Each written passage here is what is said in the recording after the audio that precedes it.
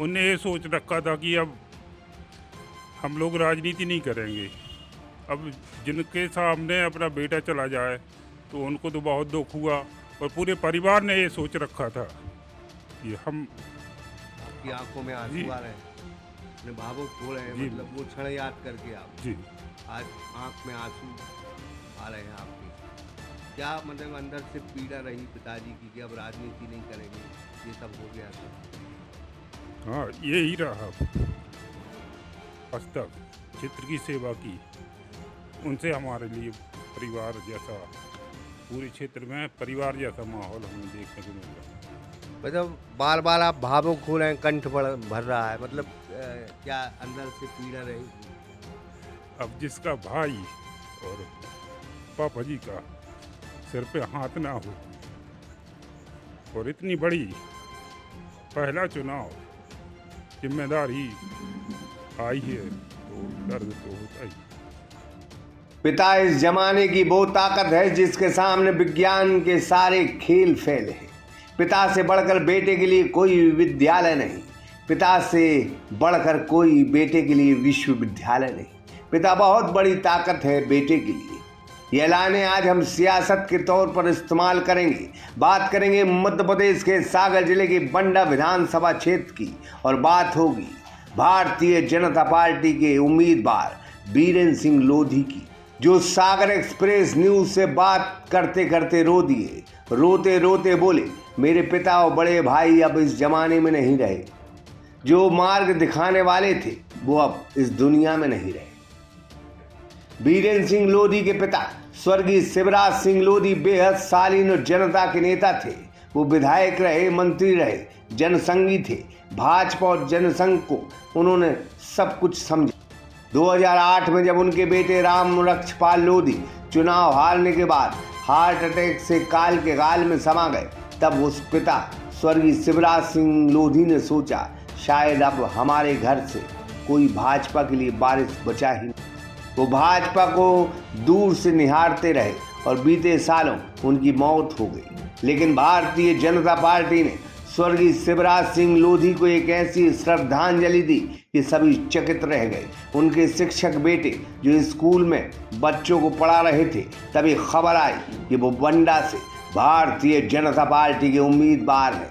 सागर express news की पूरी बातचीत में आंख में आंसू लिए भाजपा के प्रत्याशी बस अपने भाई और पिता को याद करते रहे।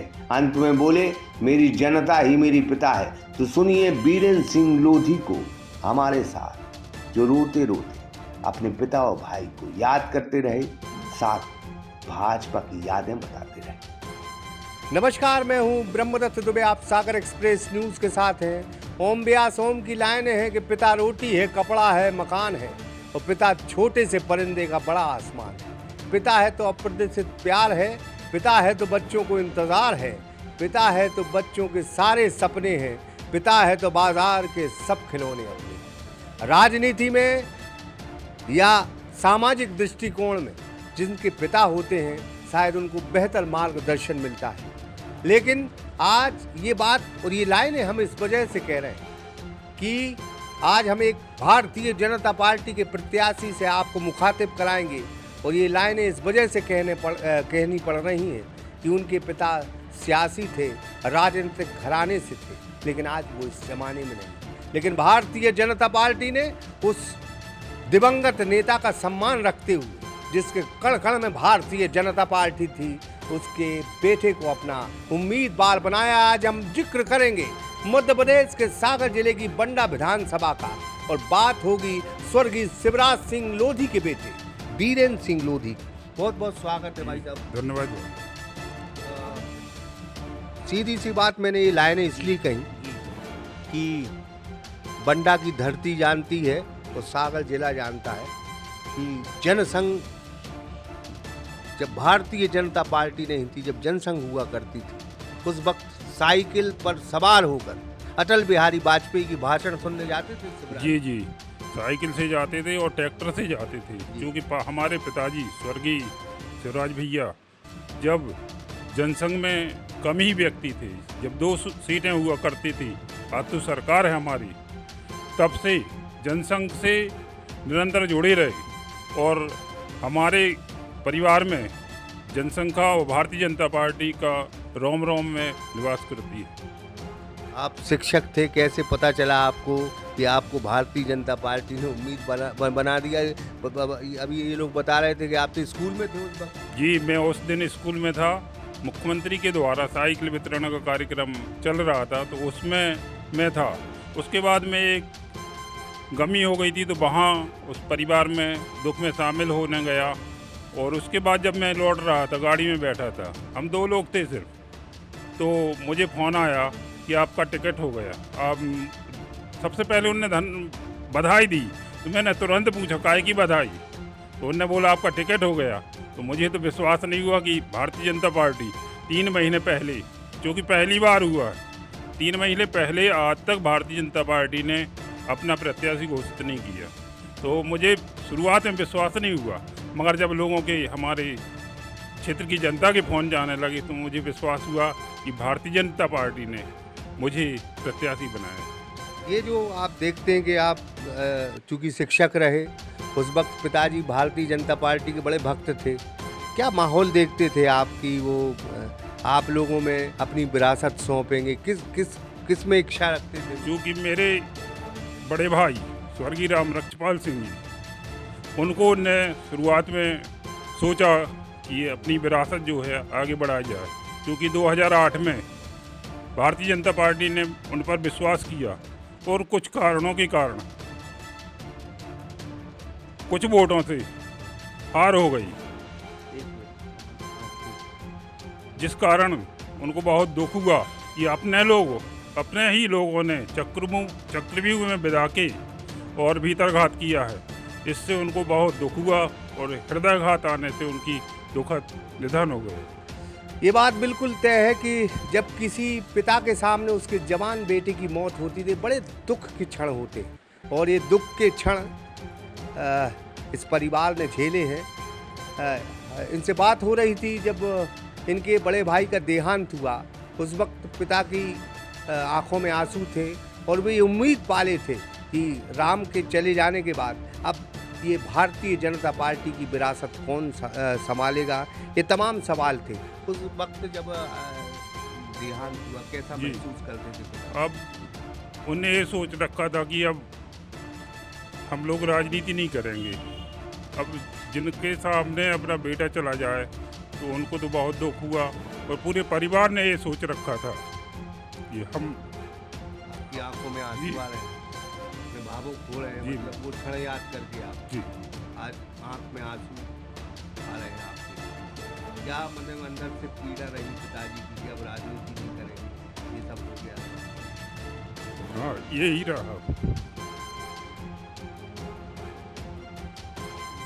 ये भावुक हो रहे हैं, निश्चित तौर पर हमने वो पुरानी बातें छेड़ी हैं, लेकिन हम फिर कहेंगे कि भारतीय जनता पार्टी ने उस दिवंगत नेता को शायद ये श्रद्धांजलि दी है कि आपके ज़िंदा रहते तो हम नहीं तलाश पाए, लेकिन जब आप इस ज़माने में नहीं रहे तो हमने आपके बेटे को तलाशा है। निश्चित तौर पर तरवर सिंह लोधी यहाँ कांग्रेस के प्रत्याशी हैं और सीधे साफ सरल स्वभाव के थे और वो काट जो है भारतीय जनता पार्टी ने ढूंढा है, खोजा है, वो शायद कोहिनूर है, क्योंकि इन पर जो सज्जनता का जो लेवल और ठप्पा है वो शायद तरवर से भी ज़्यादा भारी। मतलब ये सवाल हम इसलिए कह रहे हैं चूँकि आप भावुक हो गए और ये भावनाओं का मिश्रण है। चुनाव हारे जाते हैं, चुनाव जीते भी जाते हैं, लेकिन पिता के कुछ संघर्षों को बताइए, कैसा सींचा है वक्त? उन्होंने शुरू से जनसंघ से लेके निरंतर पत्थर भी खाए, साइकिल से भी गए, ट्रैक्टर से भी गए, बैलगाड़ी से भी गए, निरंतर पार्टी का निरंतर कभी भी साथ नहीं छोड़ा। लगातार बातचीत कर रहे हैं और बातचीत में हम फिर कहेंगे भाई साहब कि कुछ चीज़ें ऐसी होती हैं जो आपको विरासत में नहीं, हालांकि राजनीति आपको विरासत में नहीं जी। तो अब आप क्षेत्र में जा रहे हैं तो क्या रिस्पॉन्स मिल रहा है? क्षेत्र में बहुत अच्छा रिस्पॉन्स मिल रहा है, हर समाज मेरे साथ खड़ी होती हैं, निरंतर मैं संपर्क में हूँ, हर दिन हर गांव में हर समाज में जाते हैं, पूरा गांव का गांव साथ दिन भर साथ चलता है। अच्छा, मेरा स्वभाव देख के, मेरे परिवार की जो क्षेत्र के लिए सेवाएं हैं वो देख के पूरा क्षेत्र हमारे पापा जी को, हमारे भैया को, जो अपनी अंतिम सांस तक क्षेत्र की सेवा की, उनसे हमारे लिए परिवार जैसा, पूरे क्षेत्र में परिवार जैसा माहौल हमें देखने को मिलता है।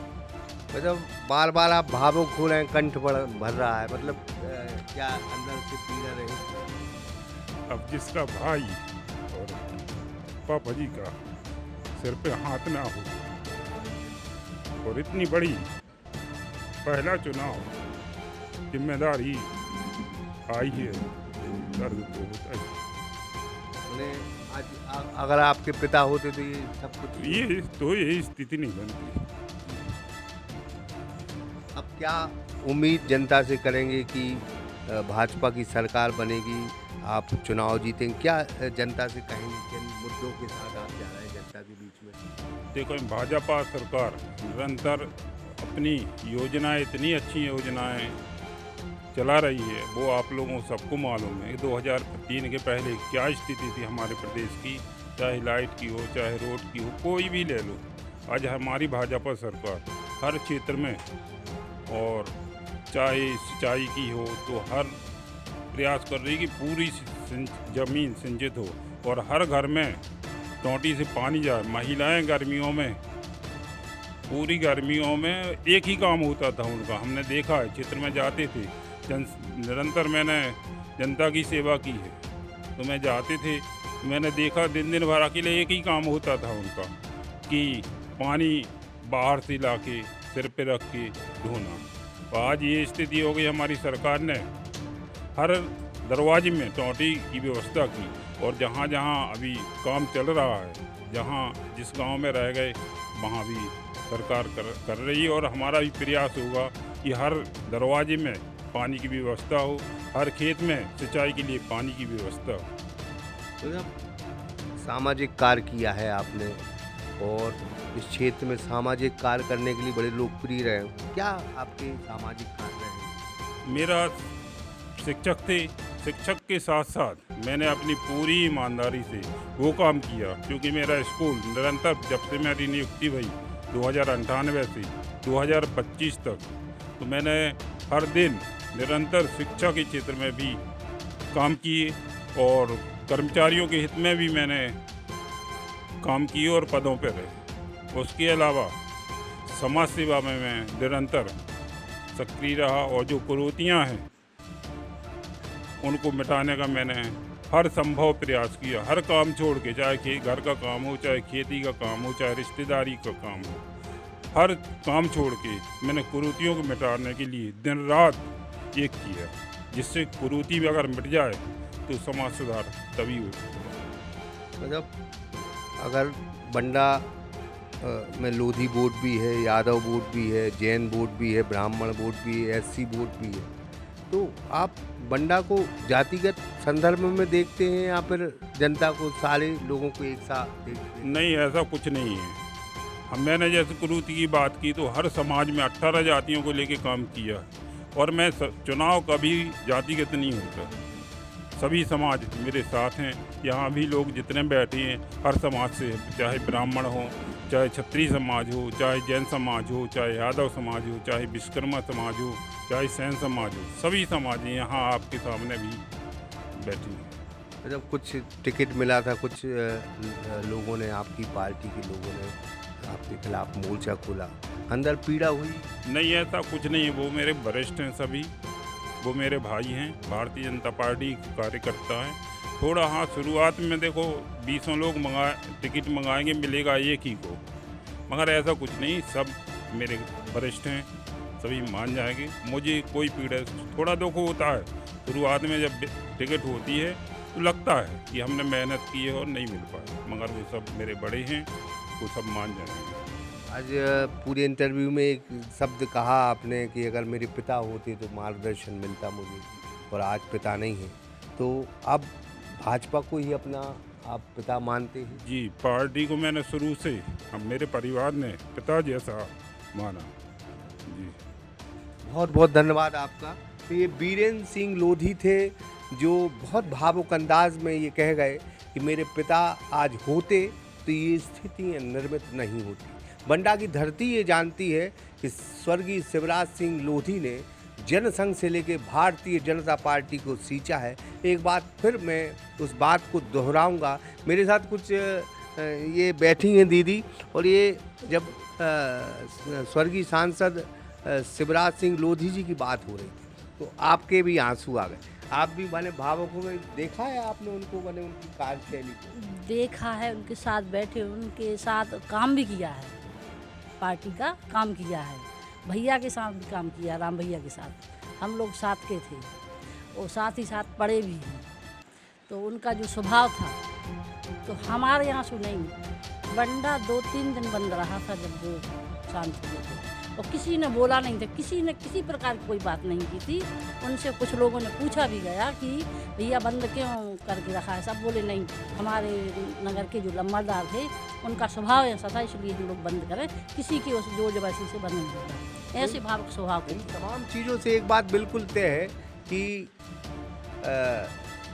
बीरेंद्र सिंह लोधी ने टिकट नहीं मांगा था। जब वो स्कूल में थे तो ये खबर आई कि भारतीय जनता पार्टी ने उन्हें प्रत्याशी बना दिया। इसमें उनका क्या कसूर?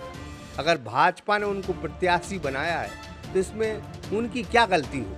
इन तमाम चीज़ों को आज उन्होंने इंटरव्यू में बताया है, और ये बात इंगित करती है कि पिता जिस विरासत को लेके दुखी थे कि हमारे बाद राजनीति कौन करेगा, लेकिन भारतीय जनता पार्टी ने उनके बेटे में स्वर्गीय शिवराज सिंह लोधी की तलाश कर ली है। अतुल विश्वकर्मा के साथ ब्रह्मदत्त दुबे, सागर एक्सप्रेस न्यूज, बंडा।